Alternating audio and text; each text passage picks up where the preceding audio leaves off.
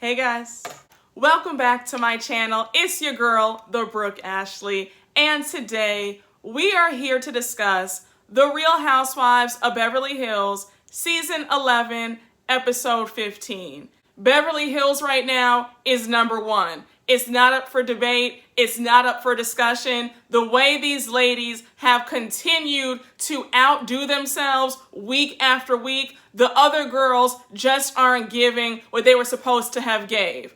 The Beverly Hills ladies understand the assignment.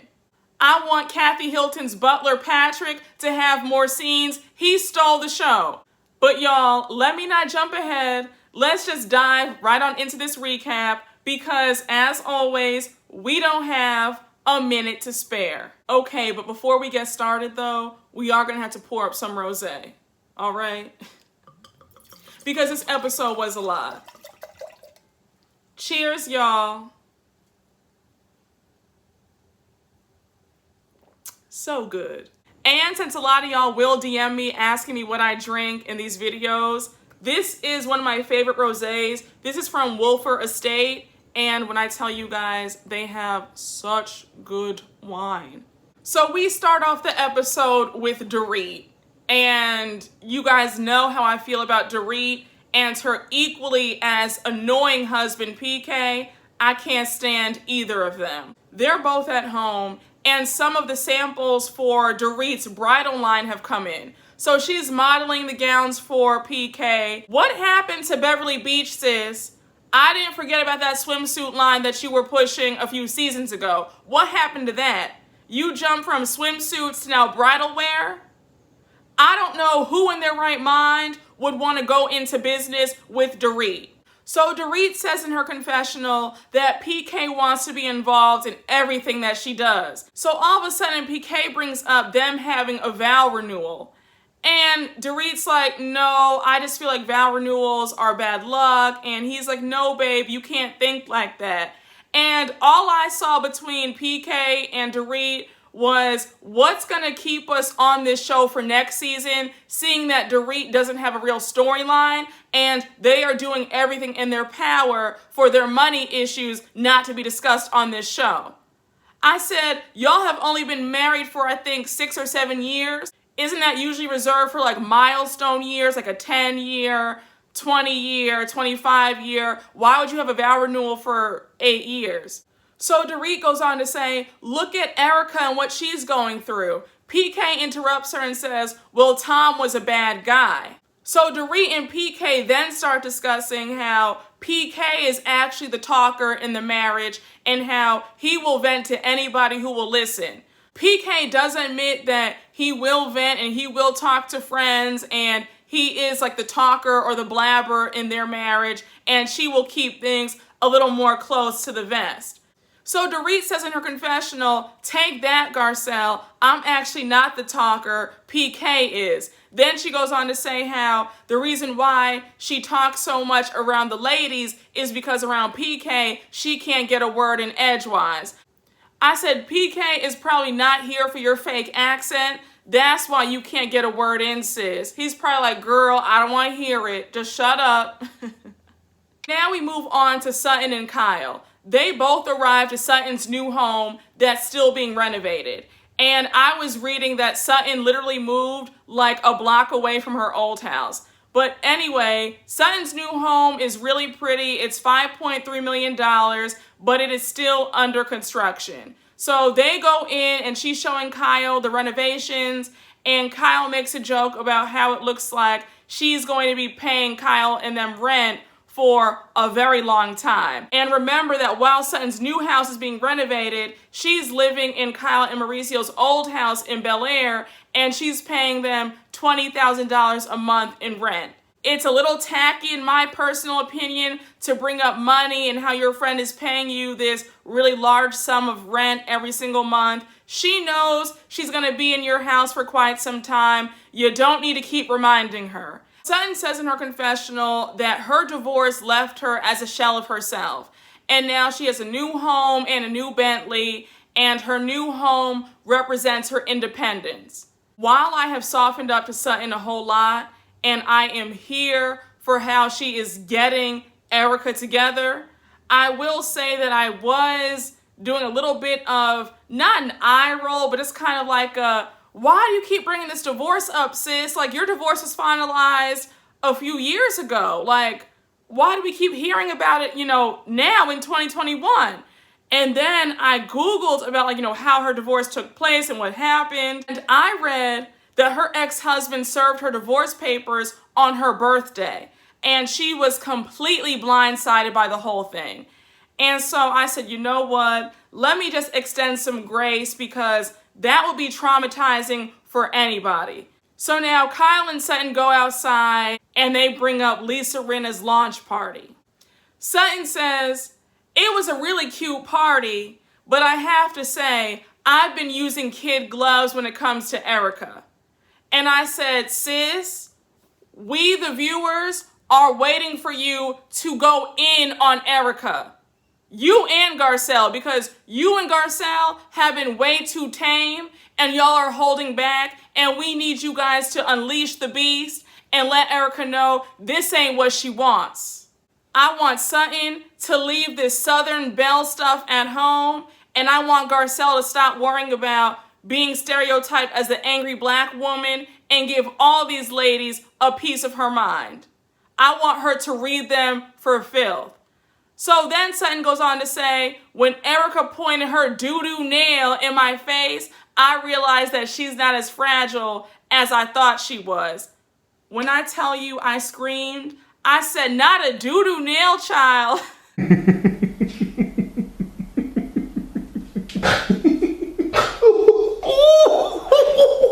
I have never heard anybody say a doo-doo nail, and I've heard a lot of stuff.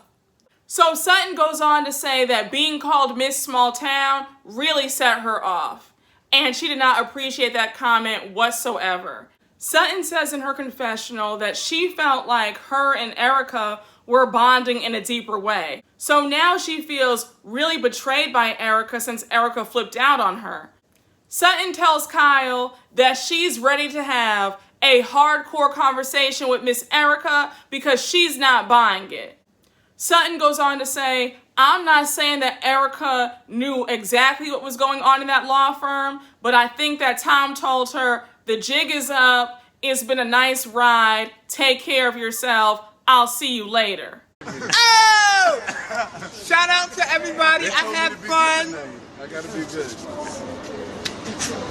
So Sutton goes on to say how she lied to all of them about the car accident and what went down. She says, first she told y'all he broke his ankle, and then she said it was a head injury, like something's not adding up. There's an untruth somewhere. And Sutton is 100% correct. When you go back to that episode where Erika's talking to them about what went down, that whole story made no sense. She said that he was driving up a hill to get to their house, then he drove off a cliff, came back, the airbags blew up in his face, he was tossed out the car, unconscious for 5 hours, then he crawled back into the car, then the paramedics got him, and then he was airlifted home. Like, her story made no sense. And for Kyle to sit there like, Sutton, I can't believe you're saying this right now. It's like, girl, shut up. And I really wish that Sutton didn't say anything to Kyle about what she was feeling, because the way Kyle turned around and used all this against her later on in the episode, a mess. So now Kyle goes on to ask Sutton if she believes that this divorce is a sham. And Sutton's like, look, all I'm saying is things are looking a little bit fishy in my opinion. I personally feel like this divorce is a sham. I think that she only divorced him because it's been found out that he was lying and scamming victims out of money. I feel like if this had gone under the radar, she would still be with him. Just my 2 cents. Sutton throws shade and says that Erika is acting like she's innocent. And I said she definitely is acting. We've never seen Erika shed a tear in the 5 years she's been on this show. Now all of a sudden she's crying in every single scene. Like, girl, save it. And Sutton said no lies when she said Erika made a deal with the devil, and the devil always comes to collect. It's true. So now we move on to Crystal, and she's at home in her kitchen, and her housekeeper are setting up dinner. When I tell you the way these franchises have been killing it with the food, Crystal had duck, dim sum, duck pancakes. My mouth was watering, all right? Crystal's having a cute little dinner party of her own, and she lets us know that she's a very adventurous eater.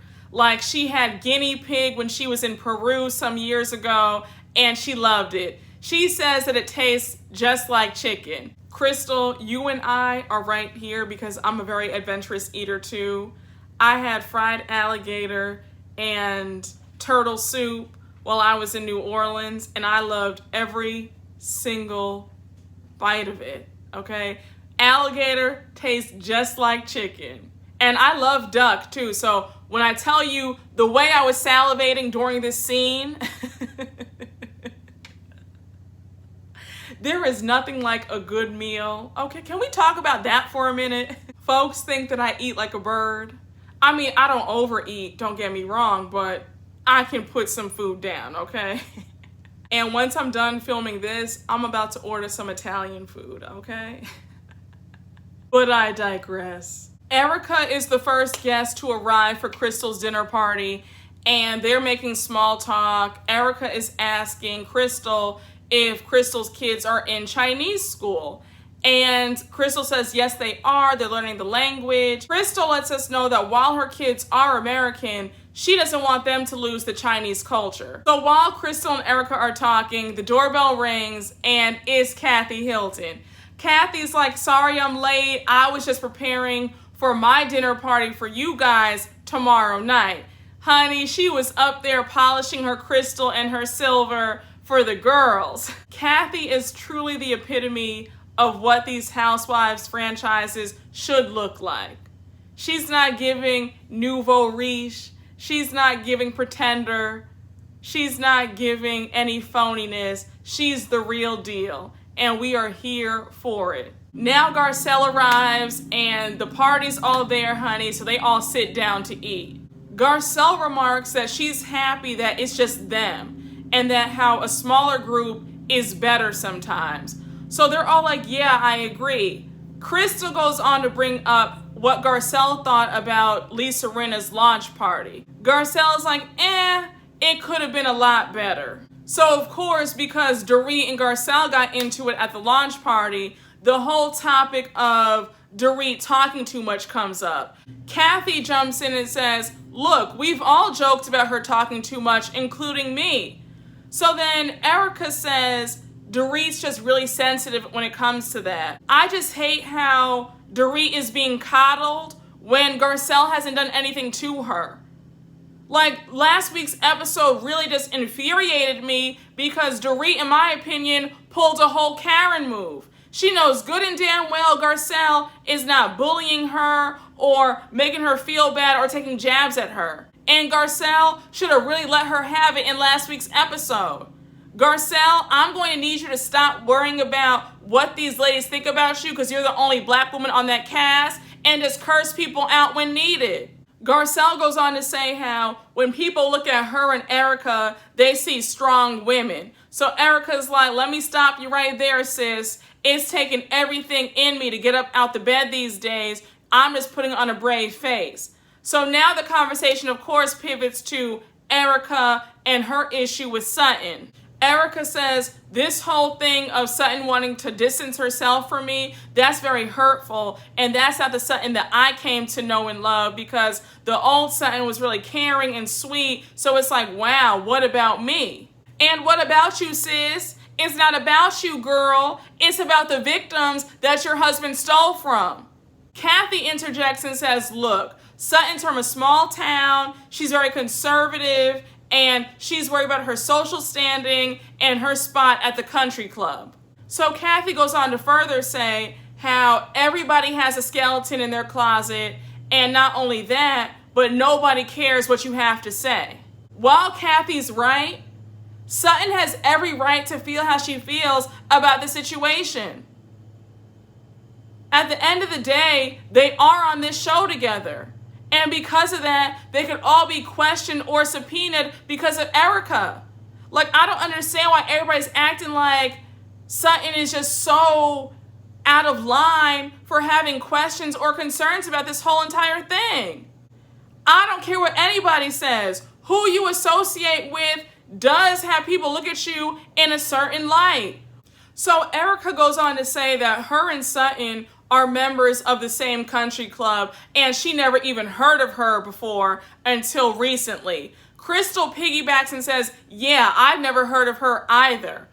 So Garcelle's looking at them both like, are we really doing this? And y'all know that Garcelle and Sutton are really good friends. So Garcelle's getting a little bit annoyed to hear them talk about her friend like this. So Garcelle says in her confessional, so because you guys don't know who Sutton is, that means something? Like, how important do y'all think y'all are? Erika, you wouldn't be where you are today had you not gotten with Tom. Who are you in the grand scheme of things to say, well, I never heard of her until yesterday? Okay, and Crystal, if Rob decides to leave you tomorrow, who will you be?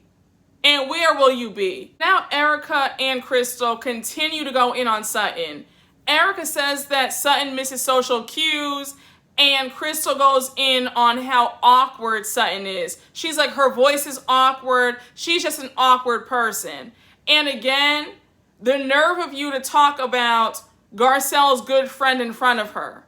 So Garcelle is doing what any good friend would do, and she's like, look, Sutton is my friend. We've gotten really close, and she's just quirky, but she's really funny, and she's just sweet, and she's trying to find her voice. And they're like, nope, they don't want to hear it. They're just not here for Sutton. I would have told Erika and Crystal, look, if y'all have a problem with her, tell her to her face. Don't be sitting up here talking about my good friend in front of me like this. You're not about to ever get so comfortable in front of me where you think it's okay or acceptable to talk about my friend like a dog while I'm there. It's not happening. Now we move on to Kyle and Mauricio. It is their 25th anniversary, and they're having a really nice night at the house. Mauricio went all out. He decorated their backyard. It looks gorgeous. He has the champagne out. He's ordered some Joe's stone crab. He has the caviar. I said, that's how you do it. So Kyle is going on and on in her confessional about how the key to 25 years is mutual respect, and they're really in sync, and they've always been really supportive of each other. She then goes on to say how she had no idea that her and Mauricio would have been together for 25 years because she didn't have a good role model growing up.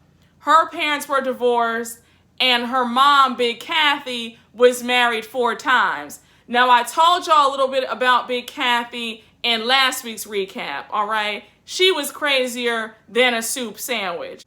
So her and Mauricio were talking, and Mauricio brings up what's going on with Erika in the lawsuit. So Kyle's talking to him about that, and then she brings up how Erika and Tom were actually married for 20 years. So Mauricio's like, wait, what? I had no idea that they were married for that long. So Kyle goes on to ask Mauricio, babe, how many people do you think make it to 25 years of marriage? And he was tuning her out because she had already asked him that like a few minutes ago. And he's like, babe, you already said this to me like 3 times. Like, you're saying it again? But again, congratulations to Kyle and Mauricio for 25 years. So now we see all the ladies getting ready for Kathy Hilton's fabulous dinner party. While Kyle was getting made up, she FaceTimes Kathy, and I couldn't stop laughing because Kyle had the Got To Be glue on her vanity, and I said, what does Kyle know about Got To Be, child?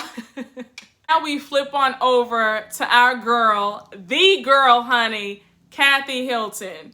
Kathy is inspecting the house, making sure everything is okay, and she lets us know that her biggest pet peeve are people who show up to her parties 5 to 10 minutes early. She likes to know that everything is in place, that there's toilet paper, there's hand soap in the bathrooms. Like, please don't come early. And that's so funny. My grandma and my mom always said, don't show up to people's events early. Always show up either on time or maybe 5 to 10 minutes late, because as the hostess, it's always like, oh my gosh, is everything there? Is this okay? You're just like, please don't come early. Like, I'm still getting ready. You know how it is when you host a party. So Kathy Hilton, me and you are right there. Lisa Rinna is the first to arrive, and she's in this powder blue suit.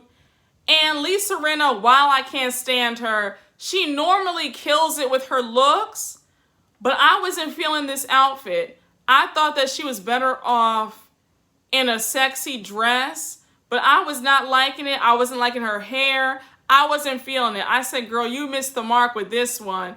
But Patrick, who is Kathy Hilton's butler, is gassing Rinna up. He's telling her how good she looks, how she could be on the runways, and Rinna is eating it all up.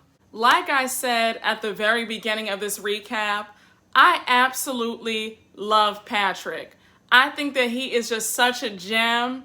And I was cracking up when Rinna was like, I don't think anybody has the staff that Kathy Hilton has. And it was like, y'all don't have the same money that Kathy Hilton has. So you are absolutely correct, sis. Y'all don't have the staff that she does. Now we see Dorit arrive and Kyle arrive. And Kyle comments how her sister Kathy is always late to her own parties. Erika, Crystal, and Sutton arrives. And let me say, I thought that Crystal looked amazing. That dress, mama, you did that.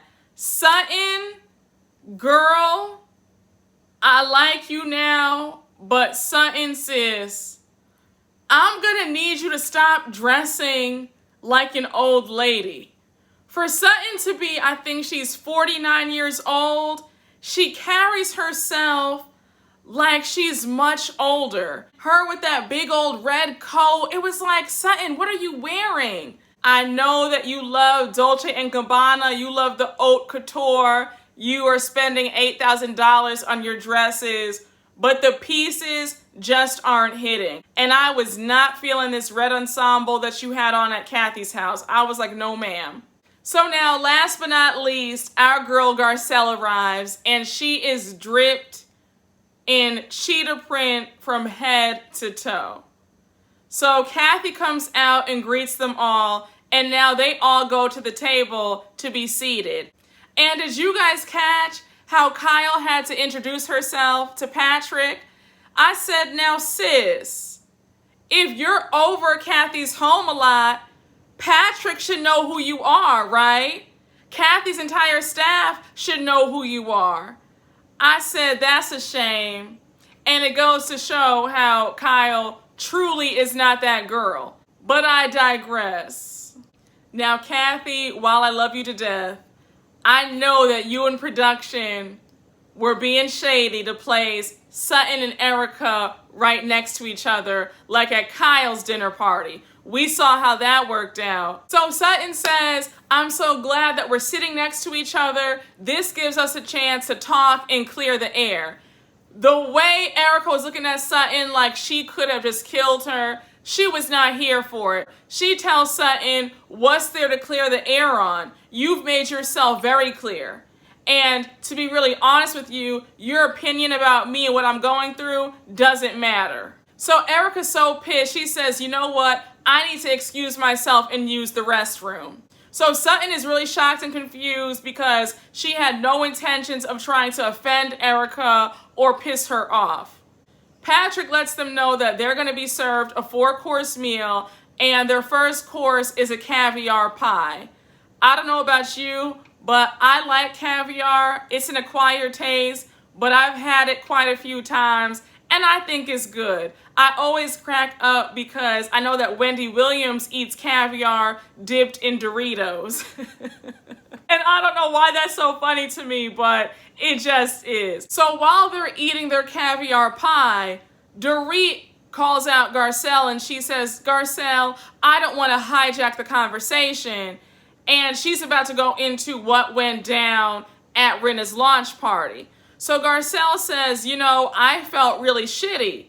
And baby, before they could even start, Kathy Hilton said, we're not doing that. Leave all that fighting at home. Not at my house, honey. Not at this $1 million table. We're not doing all that. Now, Kathy, you were better off just letting Garcelle and Dorit clear the air, because when Erika came back from the restroom, her and Sutton go at it, and even Kathy said, you know what, I think I should have just let Dorit say what she had to say, because now this whole thing is a mess. And I was cracking up because while they're going at it, Patrick has now come back into the dining room and he's trying to serve them all their second course. He was really trying to serve Erika and Sutton, and then when he went back into the kitchen, he told the other staff they're fighting like cats and dogs.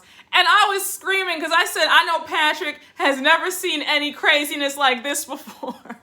So now Sutton brings up the whole small town remark that Erika made at Rinna's launch party. And she goes on to say how that remark is very derogatory and it's offensive to everybody everywhere who's from a small town. Erika goes on to say that Sutton didn't have to go out and get panicked. Dorit interjects and says, now Erika, I support you, but I don't approve of what you're saying. Dorit goes on to say how every time a new article has been written, all of their names are dragged in it, and we all know why, because they're on this show together. Dorit says in her confessional that it doesn't make them bad friends, they just want reassurance. Erika claps back and says, when this is all behind me, and it will be behind me one day, I'm going to remember who was for me and who was against me.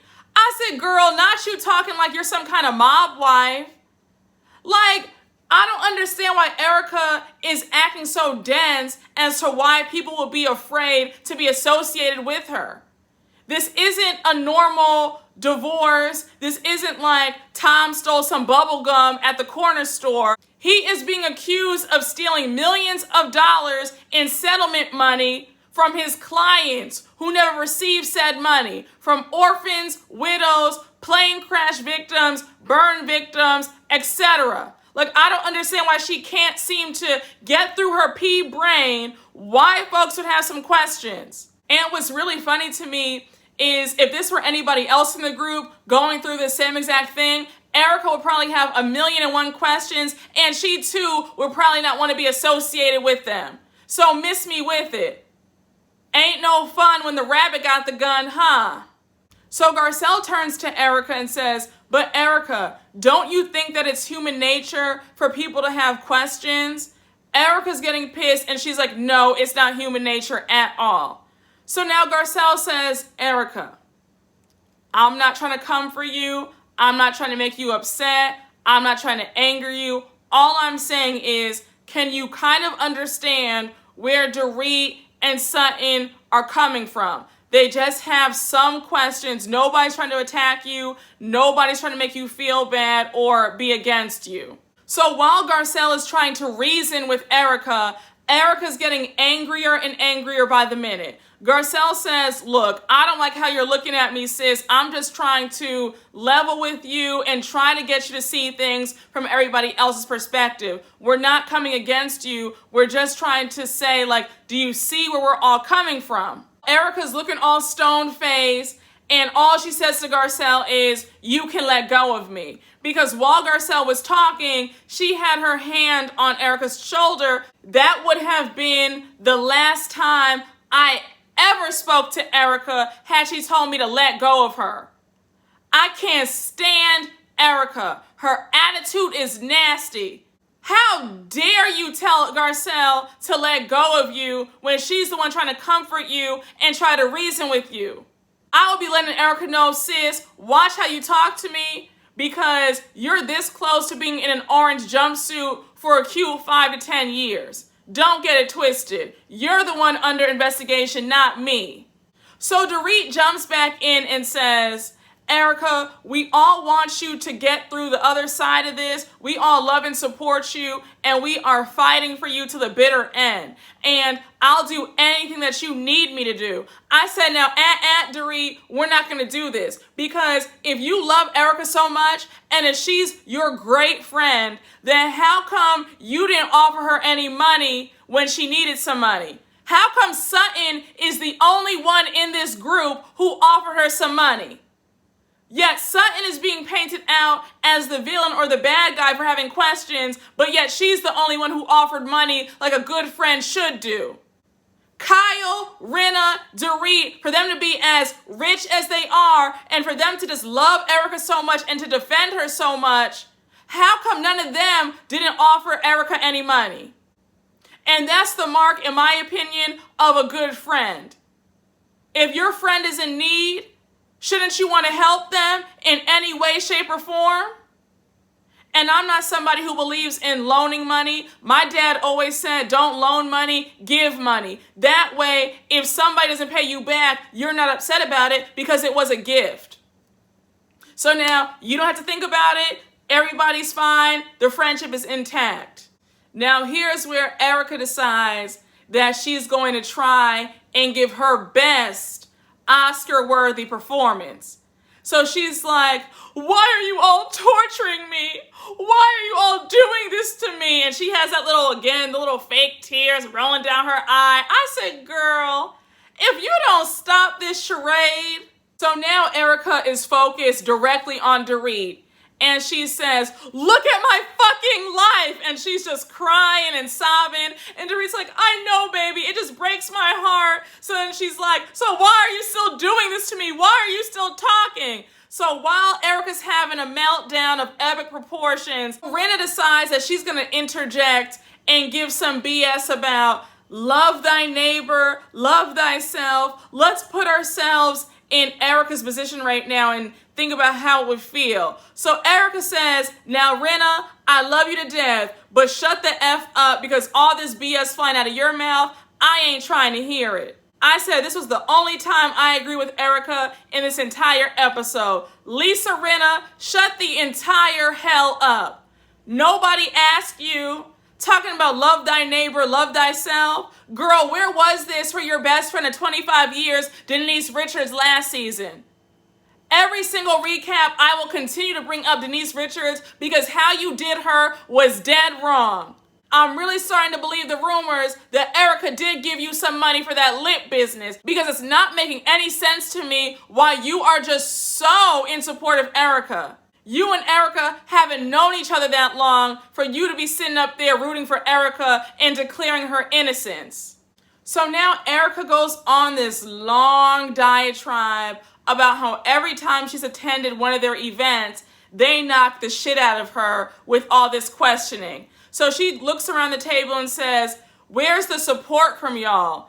Kyle jumps in and says, Erika, we're all supporting you. This is just all about the conversation that Sutton wanted to have with you. So now Erika says, I don't want to have a conversation with her, referring to Sutton, because now she's just so mad at Sutton, she won't even say Sutton's name. So now Kyle gets a battery in her back out of nowhere, and she decides that she's going to throw her good friend Sutton under the bus.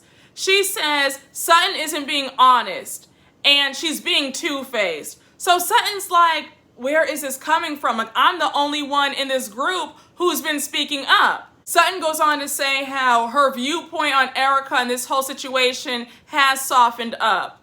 And so Kyle decides to interject again and says, you're not being honest, Sutton. That's not what you said. You're lying. Kyle then goes on to say in her confessional that Sutton has a big voice when Erika's not there, but then when she's around Erika, it's mum's the word. Now, let me just say something, Kyle. If I were Sutton, I would be packing my bags out your house the next day. We're supposed to be good friends. I'm paying you $20,000 a month in rent, and you're going to sit up here, lie on me, and tell me that I'm two-faced and not being truthful when I've been the only one in this group to call Erika out and ask her questions about what's really going on because I don't believe her. Kyle is too concerned about being with the in the popular crowd. I guarantee you that if Dorit and Lisa Rinna were against Erika, that's the side that Kyle would be on. And for her to put Sutton out to dry like that was evil. And I see why Kathy and Kim wanted nothing to do with you for quite some time. Garcelle says in her confessional that she doesn't understand why Rinna and Kyle are coming down on Sutton. Like, why aren't they getting on Dorit? Because Dorit had questions too. And Garcelle goes on to ask, why are they trying to make Sutton the scapegoat in this whole entire thing? Kyle decides that she's just going to pour more salt into the wound. And she says, and Sutton was also discussing how she didn't believe the whole car accident head injury story. So Sutton turns to Erika again and says, look, I thought that you lied about Tom having a broken foot. So now Erika says, well, I didn't lie about anything. I hadn't told the story to anybody. I said, but we flipped to a few seasons ago and you were telling Kyle that he had a broken ankle. Like, I don't understand why you ladies lie knowing that Bravo still has the footage from seasons past. So Erika's wiping tears from her eyes and she keeps reiterating how she is not a liar. So Erika really gets in her bag. She's just so pissed. She starts snapping at Sutton and she's like, do you know something about my life that I don't know? Like, go on, I'll wait. And she keeps saying, I am not an effing liar. What the F do you think I'm doing? So Sutton's like, girl, I'm gonna need you to stop cursing at me. That's for one. And Erika says, or what? Or what? I was screaming because Erika really thought she was scaring somebody. I would have said, okay, girl, I can show all 32 of my teeth too. Okay, and I'll be damned if I have an alleged criminal scream and curse at my face, call me everything but a child of God at a dinner table and see if I don't flip that whole table over. And I need Sutton to step it up and let Erika have it a few good times. And Kyle, to see you looking all shocked and appalled at the table, like, girl, you're the one who started this whole thing. The fact that you would even throw your friend under the bus and make matters even worse. Kyle is one of the worst people to be around because she will be smiling in your face, cheering you on, and then will throw you under the bus the minute the crowd gets there. But the episode ends with Erika telling Sutton to shut the F up and that Sutton has no idea what the F she's talking about. And it's a to be continued. I am just so ready for this reunion. I'm curious to see if Erika is going to attend the reunion. I mean, with the season that she's having, I would probably just quit the show and not show up to the reunion. Just my 2 cents. But y'all, thank you guys again for watching my recap. I hope you all enjoyed. And as always, make sure to like, comment, and subscribe. And I will see you all later. Bye.